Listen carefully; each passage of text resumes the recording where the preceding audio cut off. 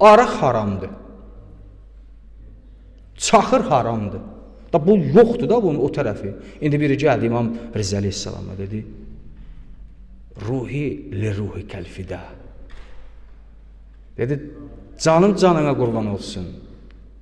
Ya ibn Rasulullah. Mən xəstələndim, təbib yanına getdim. Təbib dedi ki, arada iç."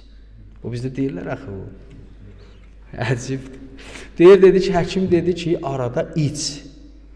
O sənin məsələn filan şeyinə.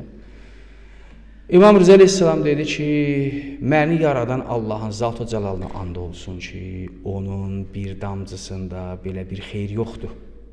Əgər onun bir damcısında xeyir olsaydı, uca Rəbbim ona icazə verərdi. Əgər Allah təbarək və Teala onun bir damcısını belə haram eləyirsə də, deməli onda zərrə qədər xeyir yoxdur. O bəşərin ağlının təhlilidir ki, bəli, bunda bir xeyri var. Ola bilər o bir xeyri orada ola başqa şey xarab eləyir. Burada ola bilər məsələn sən o şeyə ki, məsələn ehtiyacın var, ona bir stəkan xeyri ola, o tərəfdən başqa bir şeyi zay eləyir. Dedi, zərrə qədər bunda bir xeyir yoxdur. Da xeyri olsaydı, Allah onu halal eləyərdi da.